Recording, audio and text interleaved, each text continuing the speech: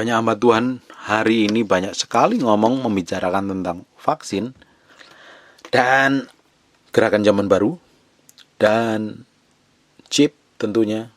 Apakah benar-benar itu datangnya dari gerakan zaman baru atau malah itu sengaja dipakai vaksinnya, katanya ada chipnya segala macam. Dan yang lebih konyol lagi, menganggap Obama adalah antikristus karena Obama bikin program Obamacare, karena yang menjadi anggotanya akan dipasang chip supaya bisa dikontrol dengan baik. Dan katanya nih ya, mobilnya Obama ditulis the base. Apa hubungannya? Menurut saya tidak ada hubungannya. Satu, kita bahas satu-satu. Vaksin, apakah vaksin hari ini itu ada chipnya? Menurut saya tidak ada chipnya. Vaksin is real. Vaksin dibikin yang jelas mesti cari profit, cari keuntungan. Saya nggak tahu di belakangnya apa. Ada beberapa orang bikin vaksin untuk benar-benar memulihkan dari wabah, ada, iya. Tapi it is real tujuan vaksin, karena nyatanya vaksin dijual, tujuannya untuk uang. Apakah vaksin itu ada chipnya? Kita harus sadar, kita harus tahu bahwa kalau sampai terjadi, menurut saya, ini asumsi saya pribadi, kalau sampai terjadi asa pemerintahan antikris, itu pemerintahan global, seluruh dunia dikuasain dengan satu kepentingan, untuk pasang chip, yes. Untuk dikontrol, ya, mungkin. Kalau sampai terjadi pasang chip, mungkin. Tapi kebenarannya kita tidak pernah tahu. Tapi saya yakini ketika ada pemerintahan untuk menguasai, dalam pemerintahannya antikristus yang terjadi, itu pemerintahnya global, seluruh dunia dipimpin oleh seseorang. Nah, hari ini, apakah real dalam vaksin itu ada chipnya? Menurut saya tidak. Karena Cina mempunyai kepentingan sendiri, dia menjual Sinovac dan dijual. Ternyata tidak hanya Cina saja yang bikin vaksin. Inggris dia bikin vaksin, Jerman bikin vaksin, Jepang bikin vaksin. Dan yang lebih hebat lagi, orang Indonesia bikin vaksin juga, vaksin merah putih, dan dokter Terawan bikin vaksin Nusantara. Kalau Bapak Ibu memiliki akal sehat, pemikiran yang sehat dan nalar yang sehat, saya yakin menjadi orang Kristen itu jangan terlalu ngeroh, jangan terlalu berpikiran konspirasi terus. Sesekali kita tuh nginjek bumi, karena Tuhan memiliki, Tuhan itu setelah lahir baru tidak mencabut otak kita yang nempel di kepala. Otak kita masih tetap nempel di kepala kita. Artinya Tuhan suruh juga mikir. Jangan ngawang-ngawang terus di langit biru, kita nginjek bumi. Oke? Jadi apakah dokter Terawan dan para peneliti di Indonesia itu juga punya kepentingan untuk memasang chip? I think tidak ada. Jadi Bapak Ibu, saudara yang terkasih, yang heboh karena divaksin takut ada chipnya, menurut saya tidak. Kalau kita meski selidikin, kalau kita tahu bahwa pemerintahan antikristus itu, menurut kitab Daniel menjelaskan dalam mimpinya Nebukadnezar, nanti pada akhir zaman dia melihat ada patung, dan yang belum digenapi menurut saya kakinya dari patung yang besar itu, yang kaki terbuat dari tanah liat dan satu lagi besi. Kalau kita baca di dalam kitab Daniel pasal yang kedua, tanah liat dalam satu ayat, tanah liat bercampur dengan besi, tanah liat bercampur. Kata bercampur itu bahasa Inggrisnya artinya mix. Nah, kalau kita selidiki, mix itu adalah dalam bahasa Ibraninya artinya Arab, Bapak Ibu. Jadi menurut saya antikris ada hubungannya dengan orang-orang Arab dan di Timur Tengah sana. Nah, apa ada hubungannya dengan vaksin? Menurut saya tidak. Tapi nanti waktu akan membuktikan apa yang saya katakan. Jadi Bapak Ibu tidak usah panik, tidak usah stres, tidak usah khawatir. Kita harus selidikin firman supaya kita ini tidak ngawur, supaya kita ini tidak sembrono, supaya kita ini tidak serampangan. Jadi kita hidup benar-benar dalam kondisi mengerti kebenaran firman Tuhan, tidak mudah disesatkan. Bapak Ibu, kita coba buka di Daniel pasal yang kedua. Kita mulai ayat 41 dan 43. Dan seperti Tuhan kulihat kaki dan jari-jarinya, sebagian dari tanah liat tukang periuk, dan sebagian lagi dari besi. Itu berarti bahwa kerajaan itu terbagi, memang kerajaan itu juga keras seperti besi. Sesuai dengan tuanku, lihat besi itu bercampur dengan tanah liat. Daniel 2 ayat 43. Seperti tuanku lihat, besi bercampur dengan tanah liat. Kata bercampur artinya mix. Itu berarti mereka akan bercampur. Ada lagi kata bercampur lagi oleh perkawinan. Tapi tidak akan merupakan satu kesatuan. Seperti besi tidak dapat bercampur lagi dengan tanah liat. Kalau kita lihat kata bercampur ini di Daniel 2 ayat 43, kita lihat di James Strong Konkordansi, Daniel pasal yang kedua ayat yang ke-43. Daniel pasal yang kedua ayat 43. Arti kata bercampur tadi artinya bahasa Inggrisnya mix, artinya mix. Dan kita akan lihat arti kata mix itu dalam bahasa Ibraninya. Kalau kita lihat di James Strong Konkordasi nomor H6151, artinya Arab. Nah, besi tadi tidak bisa bercampur dengan tanah liat. Coba kita baca lagi ya. Daniel 2 ayat 43. Seperti tuanku lihat, besi bercampur dengan tanah liat. Itu berarti mereka akan bercampur oleh perkawinan, tapi mereka tidak dapat merupakan satu kesatuan. Seperti besi tidak dapat bercampur dengan tanah liat. Bapak Ibu, menurut saya ini karena ada orang-orang Arab. Kalau kita lihat artinya mix tadi artinya Arab, menurut saya, penafsiran saja, penelaahan saya, kalau ada orang arti kata Arab berarti adalah orang-orang benar-benar real orang Arab. Lalu kita lihat hari ini orang Arab, mereka memeluk agama apa? Dan agama mereka itu, mereka yang paling menonjol adalah memiliki dua aliran, satu Sunni dan satu Syiah. Mereka itu bertentangan dan tidak pernah bersatu loh. Yang Sunni kelihatan seperti tanahnya lebih lembut, tapi yang Syiah lebih keras. Dan Bapak Ibu perhatikan, Sunni termasuk di Indonesia pemeluk Sunni rata-rata. Dan pemeluk Sunni tidak mengakui Syiah adalah agamanya. Dan begitupun juga Syiah. Kalau Syiah kita telah lebih jauh lagi di daerah Timur Tengah, daerah Arab-Arab sana. Pusatnya ada di Iran. Dan Sunni yang paling menonjol dan sekarang paling powerful kalau daerah Arab sana adalah Turki. Kalau menurut penafsiran saya, pembelajaran yang saya pelajarin dari Daniel pasal yang ke-8, antara domba dengan kambing yang memiliki tanduk, saya percaya itu ada hubungannya dengan antara Sunni dengan Syiah, antara Iran dengan Turki. Nanti suatu hari kita akan bongkar lebih dalam lagi. Ini hanya sekedarnya saja saya bahas.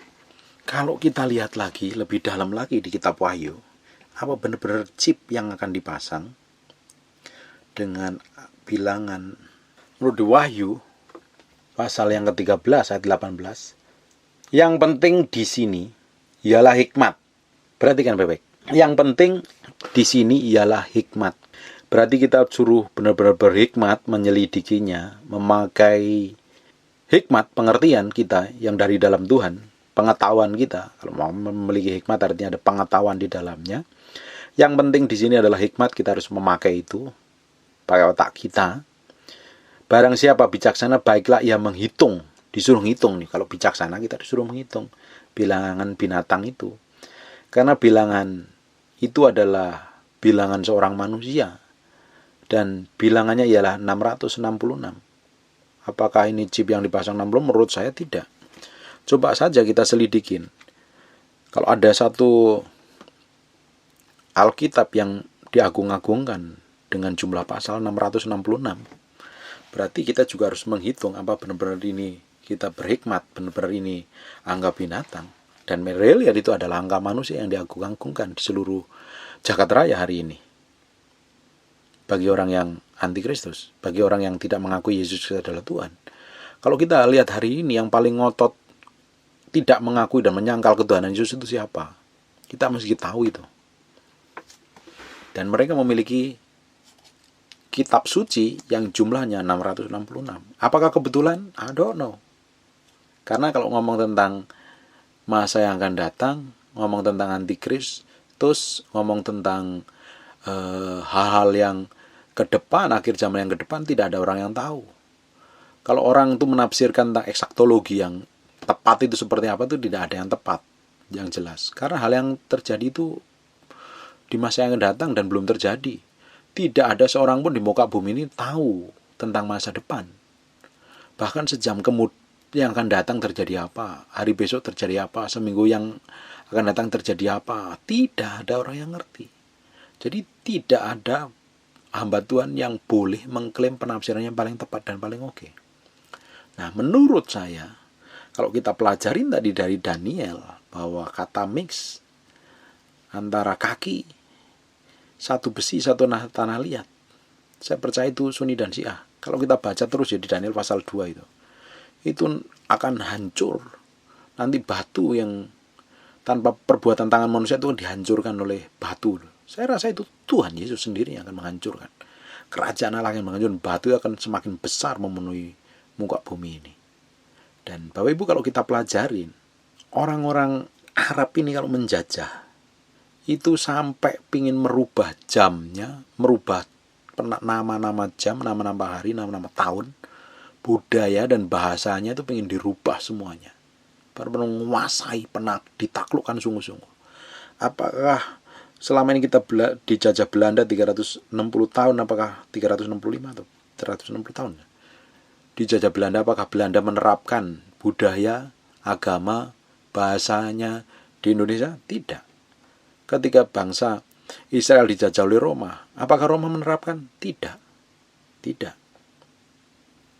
Hanya bangsa ini yang menerapkan dan berbuat sekehendak hatinya. Bapak Ibu, kita bisa lihat kejadian 2013, 2014, 2015 yang begitu ngotot berkuasa, yang bertentangan dihabisin. Benar-benar tidak ada etika, benar-benar tidak ada hak asasi manusia dikesampingkan siapa? Bukankah di Irak, Suriah, dan Libya ISIS berkuasa? Kalau kita lihat di Daniel pasal 2, kejahatan mereka itu mengerikan. Daniel pasal 6, kejahatan mereka suatu hari akan mengerikan sekali, menghancurkan. Dan benar-benar, apakah di akhir zaman benar-benar mereka yang menjadi cikal bakalnya antikristus? Saya yakin ada hubungannya, tapi kita tidak pernah tahu persisnya seperti apa. Bagian kita ngapain? Ngapain kita mau ributin? Bagian kita mempersiapkan diri. Jangan sampai ketika Tuhan Yesus ada di awan bermain jemput kita malah ketertinggal. Kalau tertinggal, kita malah mengikuti pemerintahan mereka yang sungguh kejam. Bahkan semua budaya, semua bangunan, semua pemikiran, semua orang yang tidak sesuai sejalan dengan mereka dihabisin loh di Irak, Suriah, dan Libya. Banyak kita tonton video-videonya. Kalau real antikristus itu dari Amerika, apa benar orang Amerika menjunjung tinggi hak asasi manusia kok? Bahkan binatang, membunuh binatang aja kena penjara, mentelantarkan binatang kena denda. Apalagi orang-orang dunia Eropa, mereka sangat menunjuk hak asasi kemanusiaan, tapi yang bersifat barbar. Siapa kira-kira yang seperti mirip-mirip kelakuannya antikristus? Nah, kita harus pakai hikmat, kita harus pakai pengertian. Kalau ngomong tentang antikristus, orang sibuk mikirin tentang pasang chip segala macam. Itu kan asumsi dan penafsiran kita. Sampai bingung, ketakutan vaksin katanya ada chipnya. Apakah mereka dipimpin, yang membuat vaksin dipimpin oleh satu pemerintahan global? Saya rasa tidak. Orang bangsa kita sendiri juga bikin vaksin, tujuan untuk meredakan pandemi ini. Nah, memang kondisi pandemi ini pasti ada hubungannya dengan kejadian-kejadian yang akan terjadi di akan masa yang akan datang. Sebenarnya bagian kita ini yang aman, sehat, sampai memiliki hidup sampai pandemi ini selesai, itu adalah mempersiapkan diri di hadapan Tuhan. Kita tuh harus didapatin berkenan di hadapan Tuhan, hidup benar sesuai apa yang Tuhan mau, supaya ketika pengangkatan itu datang, kita termasuk bilangan orang yang diangkat. Sampai masalah hari ini ada pandemi, kita juga termasuk bilangan orang yang selamat dari wabah ini, supaya kita menjadi orang yang bisa melakukan pekerjaan, aktivitas kepanjangan tangan Tuhan di muka bumi ini. Amin. Nggak usah ngeributin. Adanya penglihatan ini, ada penglihatan itu, ada pernyataan roh ini, pernyataan itu. Malah orang bingung nanti jemaat Tuhan. Banyak orang tanya kepada saya, malah bingung kok dengan pernyataan-pernyataan hamba Tuhan yang mencocokkan ini dan itu. Kita harus kembali ke firman, kita selidiki firman dengan baik. Saya juga tidak merasa diri saya paling benar, tapi paling tidak kita harus back to Bible, kembali kepada Injil Yesus Kristus Tuhan, kembali kepada kebenaran firman Tuhan. Jangan ngeroh bikin nubuatan ini, bikin nubuatan itu, malah bingung mendengarnya, orang yang dengarnya. Kadang hamba Tuhan tuh sekarang tuh banyak jadi YouTuber, termasuk saya jadi YouTuber. Tapi banyak menyampaikan segala sesuatu hanya bentuknya itu yang viral-viral saja supaya viewernya banyak. Nanti AdSense-nya juga menghasilkan dolar banyak. Karena tujuannya adalah uang. Jangan sampai seperti itu. Bahkan ada jadi pendeta, jadi YouTuber menyerang pendeta lain. Tujuannya untuk viewer. Memang ditonton orang banyak, tapi orang malah bingung, malah menyesatkan orang banyak nanti. Jadi pendeta jadi YouTuber boleh. Sampaikan kebenaran firman yang murni, yang tulus. Bukan mengada-ngada. Penglihatan, nggak dapat penglihatan, diada-adain penglihatan. Nggak ada pernyataan Tuhan, diadain pernyataan Tuhan. Apalagi dikit-dikit pakai nama Tuhan. Tuhan berbicara, Tuhan ngomong. Tapi ngomongnya tiap bulan berubah-ubah. Yang ngomong yang pertamanya belum digenapi, terus ngomong lagi. Ya, kita mesti mengerti firman lah. Kita orang Kristen itu jangan mau dibodohin dengan hal yang seperti itu. Kita mesti pintar jadi orang itu. Kalau kita ini tidak pintar, kita menjadi orang yang ngeroh. Kita akan tertinggalan jauh dengan negara-negara yang, bahkan negara-negara kafir, negara-negara yang kenal Tuhan, bahkan negara-negara nggak berdoa. Justru orang yang banyak beragama kebanyakan banyak ngeroh, banyak mistis-mistis malah. Cina tidak berdoa syafaat, tidak puasa, bahkan tidak percaya Tuhan, malah jadi negara powerful. Kayak kita, mereka sibuk ingin meneliti segala sesuatu, menciptakan segala, kita sibuk ngurusin hal yang nggak penting. Untuk apa? Nggak ada guna. Jadi orang Kristen mesti smart, mesti pintar, mesti berhikmat. Karena ya ngeroh boleh, hidup dalam roh itu boleh, dapat pernyataan Tuhan itu boleh, nggak ada yang larang. Saya pun juga, pelayanan saya juga ada pelayanan seperti itu. Tapi jangan mau dipimpin dikit-dikit begitu. Ngelihat matahari kena mendung, sudah diroh-rohkan akan ada kuasa gelap yang datang. Ya, nggak penting-penting banget lah. Kenapa banyak orang Kristen itu nggak dipakai di perusahaan-perusahaan besar memiliki jabatan penting? Karena apa? Karena nggak memiliki skill. Nah, memang kalau kita lihat di dunia per-YouTubean, dunia medsos itu yang paling banyak viewer, paling banyak ditonton, dan orang tertarik itu berhubungan dengan seperti itu. Nyerang orang lain, jelein pendeta lain, ngomongnya kontroversial, nubuatan pertama sampai nubuatan terakhir, penglihatan, pernyataan orang tuh tertarik. Memang mereka tuh seperti itu. Kalau itu mereka tuh yang bikin YouTuber, itu pasti cari viewer dan cari AdSense supaya tujuannya untuk uang sebenarnya. Boleh jadi YouTuber, tapi yang disampaikan itu murni kebenaran firman Tuhan. Saya jagain hati saya sendiri supaya saya tidak ngawur, supaya saya nggak melenceng dari jalan Tuhan. Tetap hidup dalam roh, tapi tidak terlalu ngeroh-ngeroh banget dan tidak nginjak bumi. Masih nginjak bumi, masih memiliki akal sehat, memiliki hati nurani yang murni. Tetap cintai Tuhan, tetap kasih Tuhan. Harus belajar memiliki hikmat, kebenaran yang sejati. Amin. God bless you.